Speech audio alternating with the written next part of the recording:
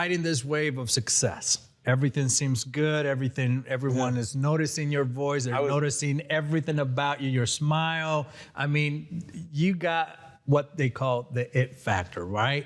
Touring around at the time, I was 5 companies of a musical, Andrew Lloyd Webber. I was Joseph. Took over from my Uncle Donnie and was out on the road and performing all over the place. And music was going really well. I was living in LA, working with some great people like Brian McKnight and some good friends. Unbelievable. And life was good. I was in a great place. And I remember doing a show, and this challenge that we're teeing up right now it came fast and furious at me and flipped my life completely upside down in a quick moment. I did a show on Christmas Eve, 2005.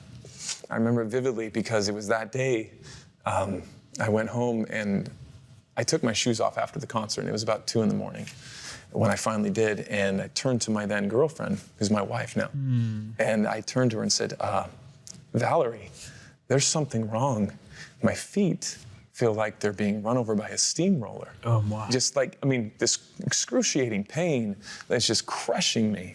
Fast forward just a few weeks, that pain is now constant and it's moved all the way up to my chest. Oh, man. Right to here, it's in my hands, my eyesight starts to diminish, I start tripping and falling, and in a few months, I'm in a wheelchair, and I can't move anything. I can't even move my toes. And we don't have any answers. We have no idea what's going on. And for the better part of a year, I'm in a wheelchair. And I was diagnosed, crazy as it seems, with the exact same thing as my dad, multiple sclerosis, wow. MS. I was watching my younger brother, and he was on the floor wrestling with his son, who was about 2 years old at the time.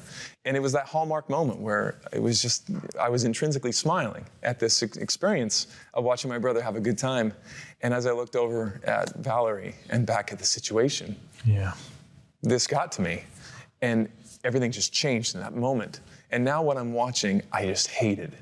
It mocked me.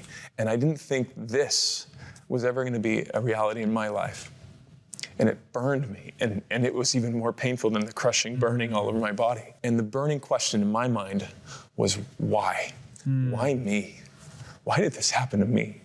And the one thing I learned, probably the most powerful thing of living with MS, because I still have it right now, I still have it today, and I'm still burning from right here down.